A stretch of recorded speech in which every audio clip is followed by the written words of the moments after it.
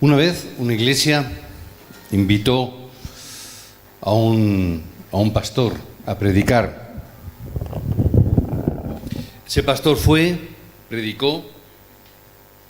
La iglesia quedó muy contenta porque el mensaje que había recibido era un mensaje bueno, les había gustado mucho, habían quedado muy impactados por ese mensaje y de tal manera fue así que le volvieron a invitar otra vez a este mismo pastor, a esta misma congregación. El pastor en ese domingo volvió a predicar el mismo mensaje que predicó la vez anterior. Los ancianos, los miembros se quedaron así mirándose unos a otros como diciendo, ¿no se ha dado cuenta que esto ya lo ha predicado la otra vez? ¿No se habrá acordado y la ha vuelto a meter otra vez el mensaje? Bueno, pero la verdad es que es muy bueno el mensaje, la verdad es que predica muy bien este pastor. Vamos a invitarle otra vez. Y le invitaron una tercera vez a predicar. El pastor volvió a predicar el mismo mensaje. Y ya los ancianos y la iglesia se quedó un poco sorprendida, como diciendo, hombre, una vez bien, dos veces, bueno, tres veces. Y ya voy a preguntarle al pastor, porque yo creo que este pastor nos ha enterado que es la misma iglesia. Y le preguntaron al pastor, pastor, has venido tres veces a predicar y las tres veces nos has dado el mismo mensaje. ¿Por qué? ¿Te has equivocado? El pastor miró a la congregación y dijo, es que si no aprendemos la primera lección no podemos pasar a la segunda. Si no hemos aprendido una, no vamos a continuar. Tenemos que aprender y entender lo que Dios quiere que aprendamos. ¿Por qué digo esto? Si habéis visto los boletines, el texto es Mateo 16, 13 al 20. ¿Os suena de algo? Es la tercera vez que tenemos este texto delante de nosotros. ¿Por qué será? Quiero decir como el pastor decía, creo que todavía no hemos entendido la importancia, la relevancia, la profundidad de este mensaje. Me congratulo también y veo que hay más miembros que la semana pasada, con lo cual me hace ver y entender es que los miembros que no estuvieron tenían que escuchar también este mensaje. El título sí cambia, el título, y voy a aprovechar que tengo la pizarra delante. El título del mensaje, la sanidad de la iglesia. El texto evidentemente podíamos leerlo, pero ya lo conocemos, quizás lo vamos a ir haciendo un poquito más adelante. El texto nos está hablando de una época y de un lugar donde Jesús está llevando a sus discípulos, como ya sabéis en este capítulo 16 del 13 al 20, dice que pasando por la región de Cesarea de Filipo, ¿verdad? ¿Qué significa que pasaba por la región de Cesarea de Filipo? La región, este lugar, este sitio, era muy atractivo para dar cultos religiosos. Era un centro neurálgico donde había muchas diversidades de cultos religiosos. En los periodos helénico y romano, numerosos templos fueron construidos. Había muchos templos donde se hacían muchos cultos diversos, donde se ofrendaba y se hacían sacrificios a diferentes dioses. Habían incluso a la diosa Diana, quiero recordar, a una de estos personajes, estas deidades, como Baal Hermón, Baal Gad, etc. Había uno de ellos concretamente donde también se cometían todo tipo de libertades o de libertinajes sexuales, donde las profetisas o las que llevaban el templo se daban a la prostitución en los templos, etcétera, etcétera, etcétera. Fue un lugar llamado Panías, precisamente en honor a un dios llamado, un dios griego llamado Panías, llamado Pan, que se adoraba también en esta región. Admitía todo tipo de cultos. La ciudad que Felipe el tetrarca agrandó y cambió el nombre en honor al emperador romano. De ahí viene la palabra Cesarea, de César. Cambió el nombre porque era muy importante ese tetrarca. En el año 20 a.C., inclusive Herodes el Grande construyó allí un templo enorme, blanco, de mármol, donde fue dedicado a Augusto César. En esa región estamos hablando. Pongo un poquito en antecedentes, porque a veces se nos va. En Mateo 16, del 13 al 14, dice el 13, viniendo a Jesús a la región de Cesarea de Filipo, y en ese lugar preguntó a sus discípulos diciendo: ¿quién dicen los hombres que es el Hijo del Hombre? El versículo 14 nos responde que ellos dijeron, unos Juan el Bautista, otros Elías y otros Jeremías o alguno de los profetas. El versículo 15 en adelante al 19, como vimos la semana pasada, nos está enumerando las bendiciones que Jesús le está mostrando tanto a Pedro como a los discípulos. Y el versículo 20, el final del versículo 20, recordamos que decía, les dijo, no hablen a nadie, no digan a nadie que Jesús es el Cristo. ¿Por qué sería también que Jesús dijo esto? Dijimos la semana pasada. ¿Por qué lo diría? Porque a veces nos damos cuenta, no nos estamos enterando de nada. No nos enteramos. Pedro había hecho una gran confesión de fe, pero no había entendido el significado, la grandeza, la profundidad, lo grandioso y maravilloso que estaba proclamando en ese momento. Tan grandioso y hermoso y precioso que solamente puede salir del corazón de Dios para darle la revelación a un hombre. Algo sublime y grandioso. Pocas veces en la historia, ¿verdad?, podemos encontrar un relato como este, donde esto te lo ha revelado mi Padre. Esto no lo saben los hombres, esto no es algo que se entienda por la mente humana, no es algo que se pueda asimilar por un conocimiento teórico. Esto tiene que ser fruto de una revelación divina, por eso es algo grandioso. Cuando Dios desvela a sí mismo y nos hace ver algo, nos revela algo, cuando corre ese velo que nos impide ver y entender las cosas, y llega un momento donde Dios corre ese velo para que yo pueda ver esa grandeza del nombre de Cristo, eso significa que es algo grandioso, es algo grande, algo hermoso. En esa época no habían entendido y por eso Jesús les dice, no digáis nada, porque en esa época los judíos decían que no era necesario Cristo. No era necesario. Significa no lo habían entendido ahí, incluso hasta su muerte no lo entendieron tampoco. Sí habían entendido una cosa, hay que cumplir la ley. Por eso los judíos estaban tanto enfatizando en los pecados personales. No hagáis esto, no trabajéis los sábados, no podéis comer ciertos alimentos, no podéis hacer esto. A veces la religión nos enseña a hacer las cosas que no debemos de hacer y ahí es donde se marca el énfasis importante. Al final nos llevan a hacer una vida de ética correcta y está bien porque es una vida correcta, es ética. No hagas mal a los demás, haz a los demás lo que quieren que te hagan a ti. Eso es lo que dice la ética de este mundo, no es una ética cristiana esa, ¿verdad? Jesús no dijo no hagas a los demás lo que no quieres que te hagan a ti, esa es la ética del mundo. Pero Jesús no dijo eso. ¿Qué es lo que dijo Jesús? Haced a los demás lo que os gusta que os hagan a vosotros. Es decir, es un planteamiento activo, no pasivo. No hagas, bueno, no hago. Con no hacer es suficiente. La religión nos invita a hacer eso, a la contemplación. Pero el Evangelio nos invita a la acción. No es que no hagas mal a los demás porque a ti no te gusta que te lo hagan. No, es que tienes que hacer bien a los demás. Es algo totalmente diferente, es distinto, aunque en el fondo parezca lo mismo, parezca igual, pero es relativamente totalmente distinto. Está bien una vida ética correcta, pero la vida ética y la vida correcta no tiene nada que ver con el problema espiritual. Por eso necesitamos la sanidad de la iglesia. Pero ¿quiénes somos la iglesia? No son las cuatro paredes, no son las columnas. Somos nosotros. ¿Por qué digo la necesidad de la iglesia? Porque hoy hablaba un poquito de las dificultades que la iglesia ha tenido. Tenemos que ver un poco las dificultades que la iglesia tiene. No esta concreta, sino la iglesia de Cristo. ¿Cuáles esas dificultades que están pasando?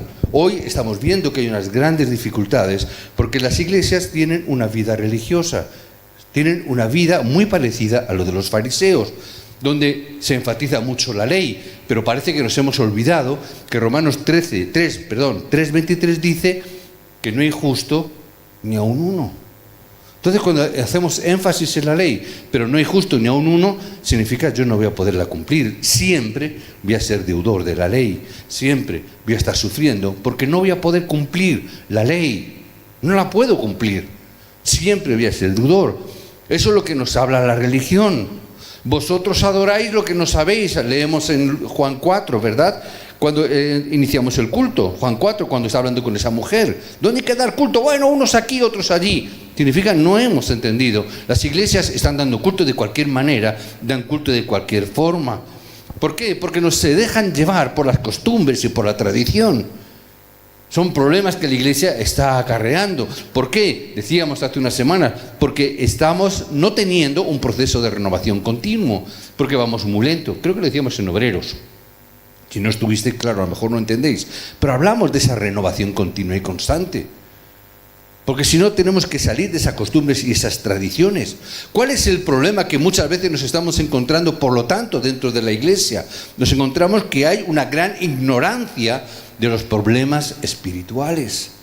Y solamente estamos viendo problemas físicos, problemas económicos, problemas relacionales, problemas familiares, problemas de salud inclusive, pero no estamos entendiendo o no estamos viendo la importancia que estamos perdiendo, que son los problemas espirituales. Ese problema espiritual que yo no puedo superar, ese problema que por mucho que yo me esfuerzo no encuentro respuesta, ese problema que por mucho que yo vaya a un médico y me lleve al especialista y me hagan prueba, me dicen no encuentro respuesta, ¿qué será esto? Es un problema espiritual.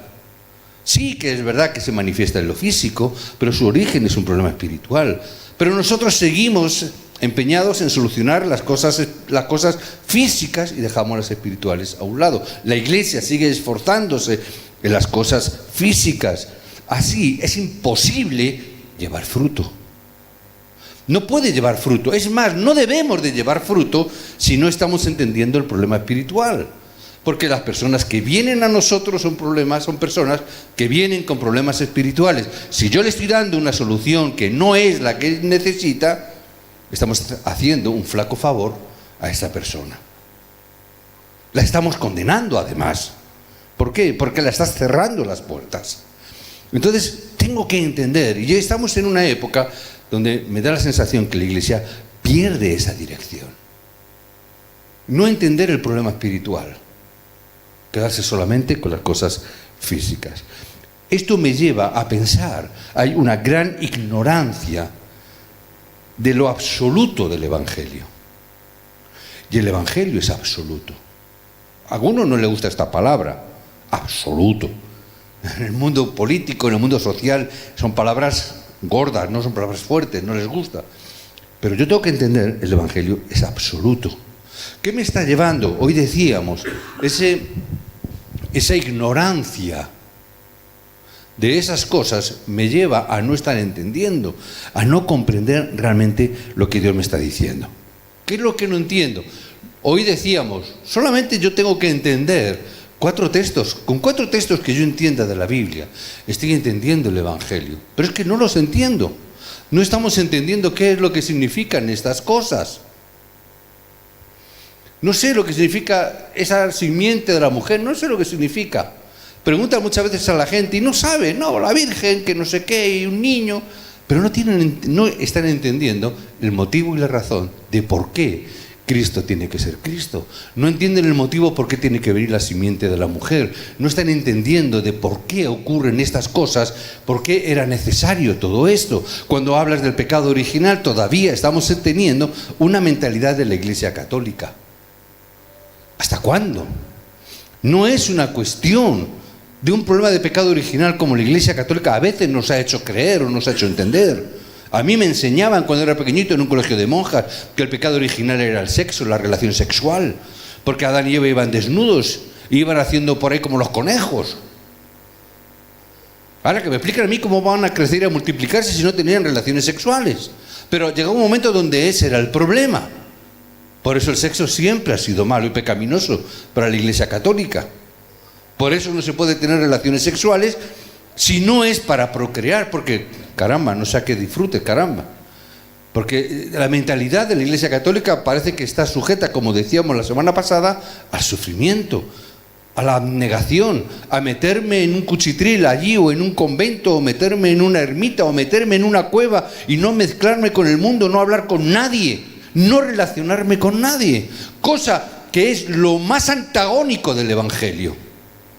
Porque el Evangelio son relaciones. Cuando yo me encierro, no estoy dando puertas para el Evangelio. ¿Pero qué se nos enseñaba? No, tienes que apartarte del mundo. ¿Por qué? Porque el mundo es pecaminoso. No te mezcles con la sociedad, porque la sociedad es contaminante. ¿Cómo voy a predicar el Evangelio entonces? ¿Cómo voy a predicar a Cristo? Totalmente contrario. ¿Qué significa? Es no entender el Evangelio. Es no comprender el Evangelio. ¿Por qué Éxodo 3:18 es tan importante? Porque nos está diciendo no solamente quién, sino está diciendo cómo. ¿Cómo tiene que ser? A través del derramamiento de la sangre, a través de la Pascua. Por eso la Pascua es tan importante. Porque ya Cristo hizo el derramamiento de sangre. Yo tengo que entender este sacrificio de Cristo que a mí me da vida, pero no lo entiendo. Éxodo 3:18 para salir de Egipto. Que no es eso solamente. Que no estamos entendiendo, que nos quedamos solamente con esas cosas. No es solamente salir de esclavitud. Es ser libre. Pero no una libertad de cadenas. Es una libertad interna, una libertad interior. A mí me gustaría ir a la iglesia, pero no puedo, porque es que no puedo. ¿Quién te lo impide? Dime, ¿quién te lo impide? No es que hay algo. Yo a ese algo le llamo Satanás, yo a ese algo le llamo demonio, yo a ese algo lo llamo problema espiritual. ¿Cómo que no puedes? Tú eres libre. Cristo te ha hecho libre. Si digo que no puedo, estoy llamando mentiroso a Cristo y estoy diciendo que Satanás está tomando control sobre mi vida. ¿Cómo que no puedo? ¿Quién dice que tú no puedes? ¿Quién te está diciendo esa mentira? Es no entender que Cristo derramó la sangre para que tú seas libre. Sigues siendo esclavo entonces. Significa no has entendido el sacrificio de Cristo. Sigue significando que tú sigues estando en Egipto. Sigue significando que tú, al no derramar esa sangre, no ponerla en los dinteles de tu puerta, sigues estando en esclavitud. Lo más triste, no es que no hayas puesto sangre en los dinteles de la puerta, como hizo el pueblo de Israel. Lo más triste es que lo hemos puesto, pero no salimos de la casa. Hemos puesto la sangre en los dinteles de las puertas para que tú seas libre, pero ¿qué hago? Permanezco. Me quedo en la casa. Sigo siendo esclavo, pero la sangre está puesta, el precio se ha pagado. El derramamiento de sangre ha ocurrido, culto se ha dado, la obra de Cristo se ha hecho. Sí, pero no salgo de casa. Sigo entonces permaneciendo en un estado de esclavitud, aun cuando yo soy libre. Por eso no estoy entendiendo, es ignorancia espiritual. No sé el problema espiritual. Como dije unas semanas atrás, en Egipto no era cuestión de que mi casa es mejor o peor. No era de que en qué lugar vives, cómo vives, cuál es tu casa, cuáles son tus negocios, cómo te desarrollas. No es los problemas que tú tengas en Egipto, no era esa la cuestión, no era de que vas a tener una casa mejor o peor, no es que tengas una comida mejor o peor, no es que tengas un habitáculo social mejor o peor. ¿Se trataba de ser libres o no? Se trataba de tener la libertad en Cristo. Nosotros lo enfocamos desde otra perspectiva. Hombre, yo quiero ser libre, pero para tener una casa mejor, para vivir mejor, más acomodadamente. Significa ignorancia espiritual. Significa no entender el problema espiritual. ¿Por qué era necesario? Isaías 7:14, porque nos estaba diciendo, ¿quién es el que va a hacer la obra? Juntamente contigo va a estar Emmanuel. Va a estar el Dios que tú necesitas, porque tú eres incapaz de hacer las cosas. Dios está contigo. Que siempre va a estar contigo desde que Dios nos dio esta promesa, desde que nos dijo cómo iba a hacer y a través de quién lo va a hacer. Y decíamos en esta mañana a los obreros, la suma de todos estos elementos es Jesús, que realmente es el Cristo. Lo encontramos en Mateo, precisamente, 16:16. ¿Por qué es importante este texto? Porque me está diciendo que Jesús, que es este Cristo, es esa simiente prometida.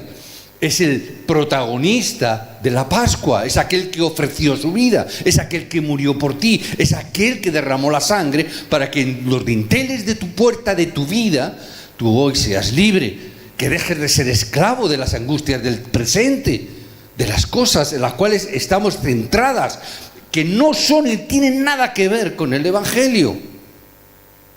Y seguimos atados a ellas. Por eso necesito entender que ya soy libre, que yo solamente tengo que aferrarme a la promesa del Emmanuel, que me está diciendo: yo estaré contigo todos los días de tu vida. Y si tú eres mi pastor, jamás nada me faltará, porque Jehová, tú eres mi pastor. Porque tú me vas a llevar a lugares de delicados pastos, tú me pastorearás, me librarás de mis angustiadores, levantarás copa delante de ellos, y aunque ande en valle de sombra de muerte, tú estarás conmigo. ¿Qué está hablando? Está hablando del Emmanuel. ¿Quién es ese Emmanuel? Jesús, que es el Cristo. ¿Por qué tengo que entender quién es el Cristo? Porque es el que cumple todas estas palabras, es el que cumple todas estas expresiones en cada una de nuestras vidas. Porque Cristo reúne toda esta realidad para que tú hoy te puedas aferrar al mensaje y al Evangelio. ¿Qué Evangelio? El Evangelio que es único.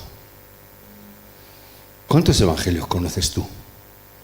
¿Hay otro evangelio que Cristo haya hecho esta obra por ti? No hay ningún mensaje, no hay ningún evangelio.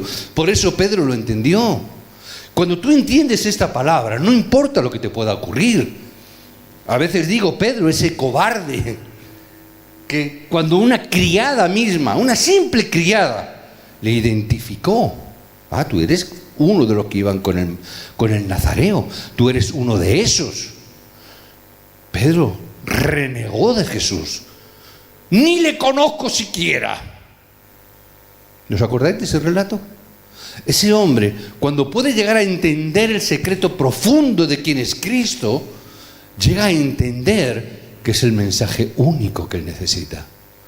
Después de eso se tiene que enfrentar, no a una criada, se enfrenta a todo un Sanedrín, a los sumos sacerdotes, a los principales y de las potestades de ese momento y de esa región, y hace una gran confesión: no hay otro nombre dado a los hombres. ¿Qué está diciendo? Este mensaje es único. Hermanos, tenemos un mensaje que es único. No es un mensaje más. No es un mensaje más bonito, menos bonito. No es tampoco un mensaje donde yo puedo llegar a decir, y a veces decimos equivocadamente, ¿me funciona o no me funciona? Ay, es que no me funciona, es que me funciona. Eso es una torpeza de nuestra ignorancia. Evangelio es evangelio. Evangelio es sí o sí.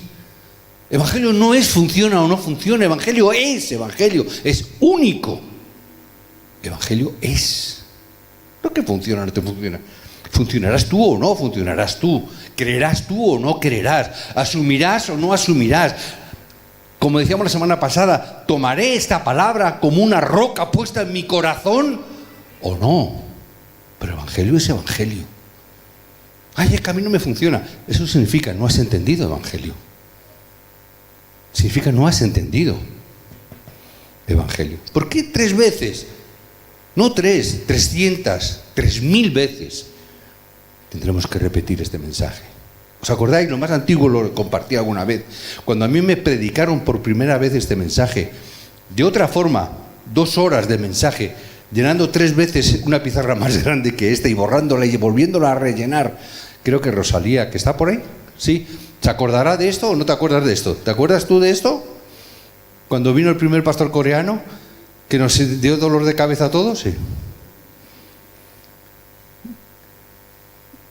Pero el pastor me dijo, y alguna vez lo he relatado aquí, esto tienes que escucharlo, ¿cuántas veces? 1000 veces. 1000 veces tengo que escuchar este mensaje. Cuando yo llegué a las 500 aproximadamente dije, Creo que aquí hay un secreto importante. Cuando llegué a escucharlo 500 veces, no sé si he llegado ya a las 1000, andaré por ahí, y estoy entendiendo que esto es un secreto muy grande. Entendí ahora lo que me dijo el pastor. Esto es por revelación o por reiteración. O Dios te lo da como a Pedro en un momento puntual, o lo tienes que escuchar 1000 veces. Yo lo entendí y dije, ahora lo entiendo. No todo, pero entiendo que tengo que escucharlo 1000 veces. Cada vez que voy a Corea, siempre o casi siempre hago el primer entrenamiento, que habla de esto. Pero pastor, si ha sido 17 años. Bueno, pues lo he escuchado en Corea cientos de veces. Y cada vez que voy, lo vuelvo a escuchar. Y en el mes de febrero que vamos a ir, Dios mediante, como viene en el boletín, iremos al primer entrenamiento, a volver a escuchar que Jesús es el Cristo. Me lo van a decir por aquí, por allá, me lo van a pintar de rojo, de blanco, de azul, de amarillo. El pastor que venga me lo pintará del color que quiera él. Pero en el fondo, ¿por qué? Porque es vida. Si yo lo cojo como una enseñanza teológica, estoy fracasando. Si yo lo voy a coger para que me funcione, estaré fracasando.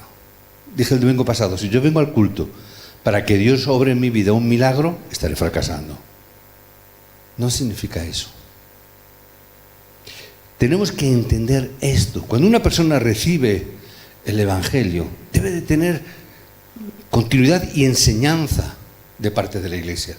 Tenemos que transmitir este mensaje a las personas que vienen nuevas. ¿Hasta cuándo? Hasta que experimenten el poder de Cristo.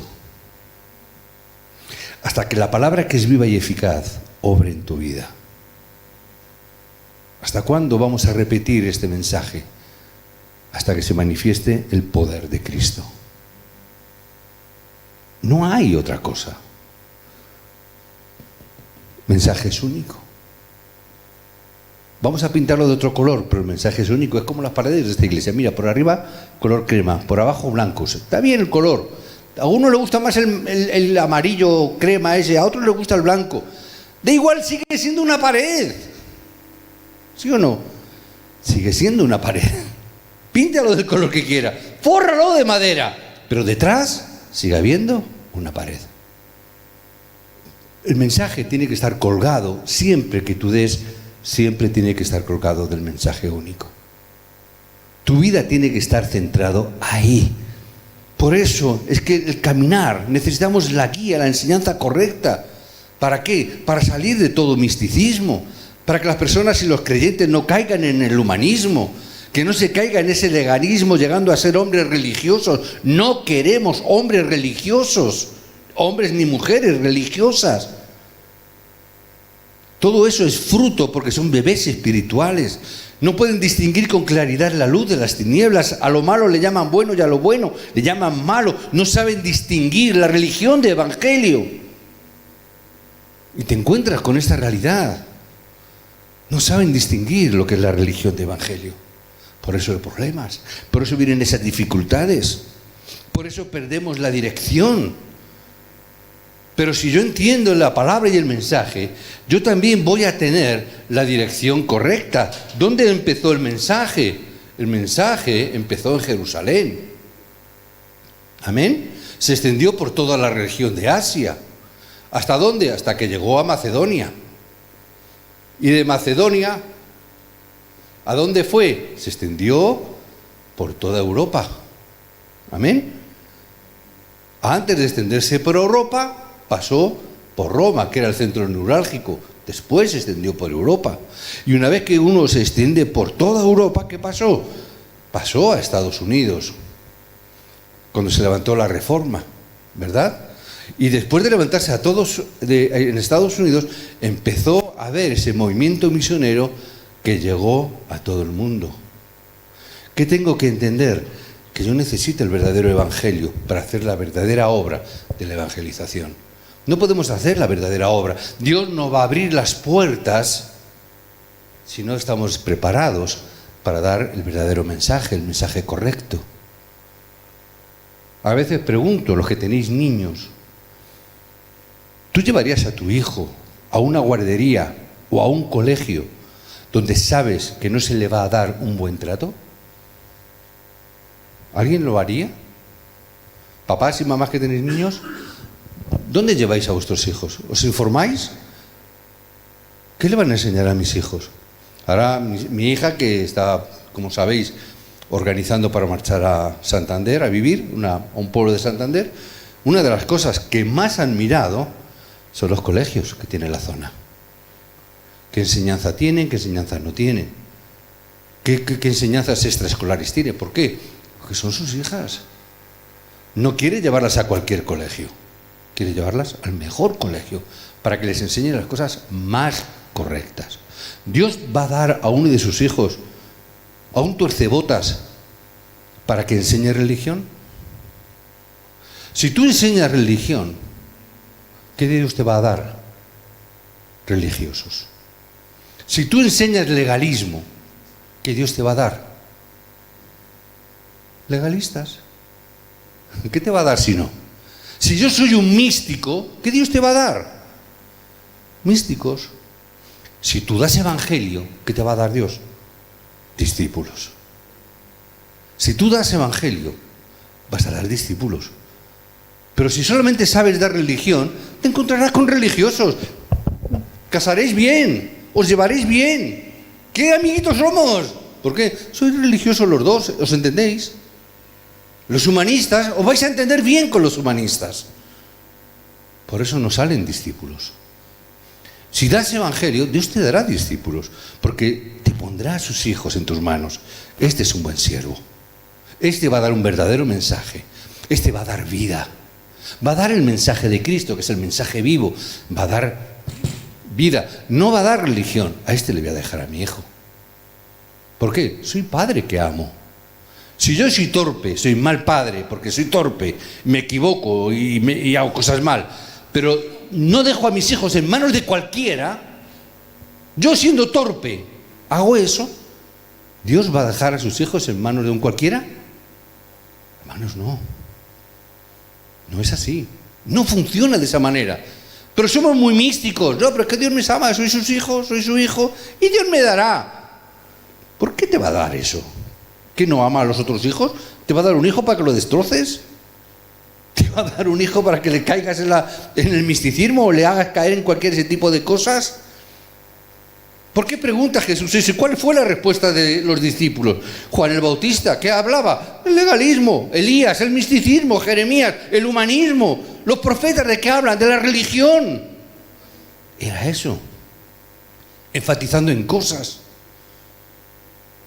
En una vida ética, en una vida que está bien, en una vida de fe que está bien. Pero veamos un poco la historia. Se perdió el mensaje, se perdió el evangelio. ¿Y qué cayó la iglesia? En la peor época del oscurantismo, en la Edad Media. ¿Por qué? Se pierde el evangelio. ¿Hasta cuándo? Hasta que Dios tiene que levantar un hombre como Lutero para volver nuevamente a dar el mensaje y el evangelio. Así es hasta el día de hoy. Por eso necesitamos restaurar la iglesia. La iglesia tiene que cambiar de dueño. Cristo tiene que ser el dueño de la iglesia. Pero cuando digo que Cristo tiene que ser el dueño de la iglesia, no estoy diciendo que tenga que ser el dueño del local de la calle La Paloma 16. Estoy diciendo que el dueño de nuestra vida tiene que ser solo Cristo. No Cristo, no Cristo. Tiene que ser solo Cristo. No podemos compartir esa propiedad. Nuestra vida, solamente tenemos una vida. ¿Cómo vas a vivir tu vida? ¿Cuántas vidas tienes? Solo tenemos una vida. Y el dueño de mi vida solamente puede ser uno. Porque si no es Cristo el dueño de nuestra vida, lo siento mucho decirte esto, pero si Cristo no es el dueño de tu vida, el dueño de tu vida sigue siendo Satanás. Juan 8:44, vuestro padre el diablo. Es decir, si Cristo no sigue siendo el dueño de mi vida, yo sigo estando bajo esa maldición de Satanás. Sigue controlando mi vida. Tenemos que ver esta palabra. La respuesta para nosotros es solo Cristo. ¿Por qué? Porque solo Cristo, por eso tanto énfasis en solo Cristo pudo destruir las maldiciones del infierno. Solo Cristo pudo destruir la obra de Satanás.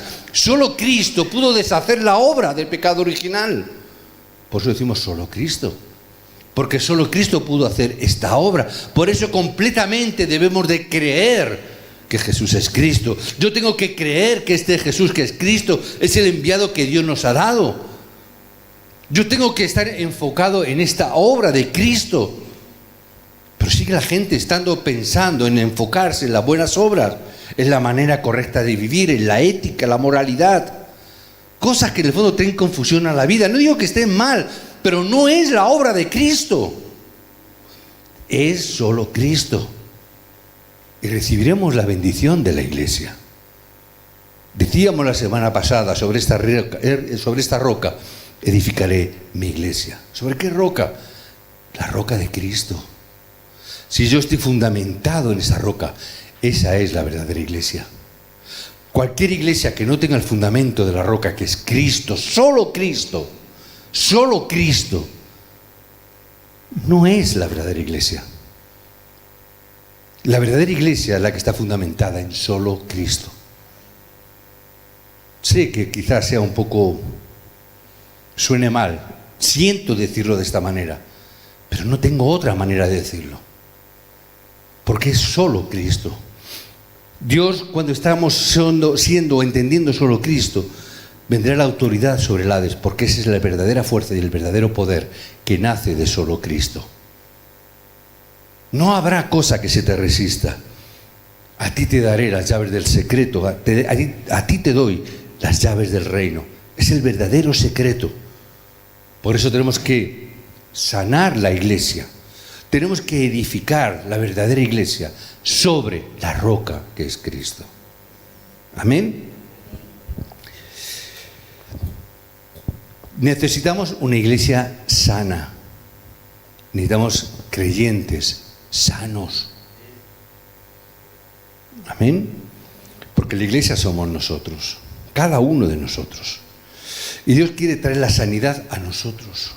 Hablamos muchas veces de sanidad. Dios nos está hablando últimamente también, muchas veces, de la sanidad espiritual y física. Vamos a ponernos en pie hoy. Y como el mensaje nos habla de la sanidad de la iglesia, vamos a orar por la sanidad de la iglesia. Orar por la sanidad de la iglesia significa orar por la sanidad espiritual y física de cada miembro de la iglesia. La única condición, a veces incluso dicen, si tienes fe, pues aún no teniendo fe, si está dentro del plan de Dios, Dios va a obrar. La obra de Dios no depende tampoco de que tengas o no tengas fe. Lógicamente es bueno que la tengas porque agradarás a Dios. Pero si Dios está dispuesto a hacer una obra, la hará, creas o no lo creas. Parece extraño, pero yo he visto esto en mi vida. Yo he comprobado y soy testigo de que incluso personas que no han creído, Dios les ha dado el milagro de la sanidad. Y no creían ni en la sanidad ni en Dios. Pero Dios hizo la obra. ¿Por qué? Decíamos esta mañana, Dios dice, Dios hace. Vamos a inclinar nuestra cabeza, vamos a orar. Pongamos simplemente, tengamos en mente. Es más, ni siquiera pensemos en la enfermedad. No penséis en ningún tipo de enfermedad. No penséis tampoco en ningún tipo de problema concreto. Porque Dios sabe. Dios sabe cuál es tu enfermedad física, emocional y espiritual. Dios lo sabe. Lo único que Dios dice es, pon esta roca,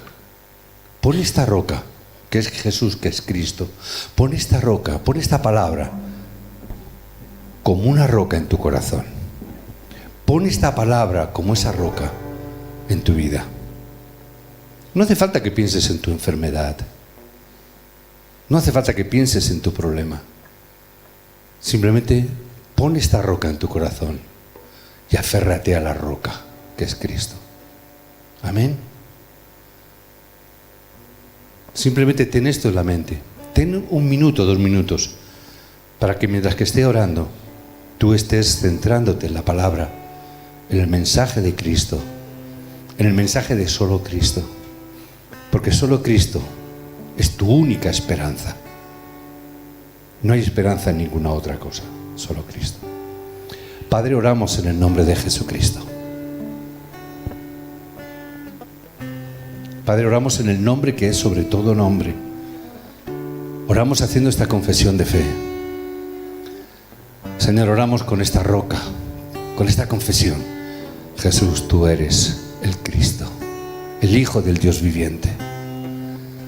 En ti está la vida, en ti está la sanidad, en ti está el poder, en ti, Señor, está el obrar. Señor, no hay nada que se resista, no hay nada que se mantenga de pie. Dice la palabra que delante de ti toda rodilla se ha de doblegar, toda rodilla se ha de doblar delante del nombre que es sobre todo nombre. Yo oro en el nombre de Jesucristo para que todo poder de Satanás se doble en este momento. Toda obra que nace del poder del infierno se ha doblegado en el nombre de Jesucristo. Que todo poder que proclame la oscuridad se quiebre en el nombre de Jesús. Padre, nos has dado el poder para que las puertas del Hades no prevalezcan. Yo oro en el nombre de Jesucristo para que esa obra del Hades sea desbaratada, que los nudos sean deshechos, que las ataduras se caigan, que los yugos se pudran por causa de la evangelización y por causa del nombre que es sobre todo nombre. Señor, que todo problema de enfermedad física, Señor, remita en el nombre de Jesucristo. Pero no lo hacemos por comodidad propia, no lo hacemos por estar bien, no lo hacemos por estar a gusto, no lo hacemos simplemente para que las personas no tengan dolencias físicas, sino para que el nombre de Cristo sea proclamado y exaltado hasta el último de la tierra y se levanten testigos de la obra de Cristo, y para que se compruebe y se vea que el Dios Todopoderoso, no hay nada ni nadie que se le pueda resistir. Señor, trae sanidad para que los hombres y mujeres aquí congregados, Señor, no tengan pérdida y puedan proclamar el nombre de Jesucristo, para que a través de ellos se levanten los testigos, los evangelistas, los discípulos, Padre, de esta generación del siglo XXI, Señor, a través de estos remanentes, Señor, que se manifieste el poder del reino de los cielos. Señor, no hay nada que se te resista. No hay nada que se te escape de tu control. Tú tienes todo control, tú tienes todo poder. Nada, Señor, se te puede resistir. Cumple tu voluntad en este momento. Que tu voluntad se cumpla. Que tu reino, Señor, en cada hogar, en cada familia, en cada persona, Señor, tu reino se establezca. Señor, queremos una iglesia sana. Sana a cada uno de tus hijos aquí congregados. Trae la sanidad del reino de los cielos. Queremos desatar, Señor, en el nombre de Jesucristo, la sanidad de los cielos para que en la tierra sea desatada. Queremos atar toda obra de Satanás para que los cielos también sea atado. Señor, en el nombre de Jesucristo, obra en cada uno de tus hijos. Que podamos poner nuestras manos allá donde tengamos alguna dolencia. Pon tu mano allá donde tengas algún dolor, donde tengas un problema, una enfermedad, una crisis. Ponlo, tu mano en ella. No hace falta que nadie te toque. Tú tienes el Espíritu de Dios dentro de ti. Tú eres un hijo de Dios. Ora personalmente tú a Dios ahora. Exprésale tu situación. Exprésale tu corazón. No tu enfermedad. Exprésale tu corazón. Dile cómo te sientes. Háblale y ministrale. Que hoy Dios pueda hacer una obra única, porque este Cristo es único. Que hoy el Espíritu de Dios pueda obrar en vuestra vida como nunca antes.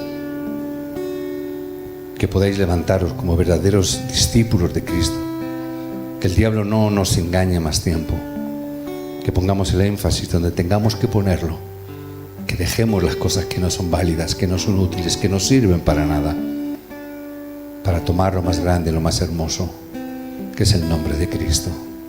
Señor, yo confieso que Jesús, tú eres el Cristo en cada problema, Jesús, tú eres el Cristo en cada enfermedad. Jesús, tú eres el Cristo en cada problema espiritual. Yo proclamo, Jesús, tú eres el Cristo. Tú eres el solucionador de todo problema. Que el Espíritu Santo siga ministrando conforme cada corazón, cada vida, cada necesidad. Que siga el Espíritu de Dios ministrando. Para que ahora, cuando digamos amén, podamos decir toda la gloria y toda la honra sea para Dios. En el nombre de Jesucristo oramos. Amén. Amén. Os bendigo en el nombre de Jesucristo. Seguir orando cuando lleguéis a vuestra casa. Seguir orando con la palabra. Seguir recibiendo la palabra. Porque el Señor seguirá ministrando conforme su plan, conforme su voluntad. Amén. Pero seguir sobre todo proclamando que Jesús es Cristo. Que Él es el único solucionador de todo problema. Os bendigo en el nombre de Jesucristo.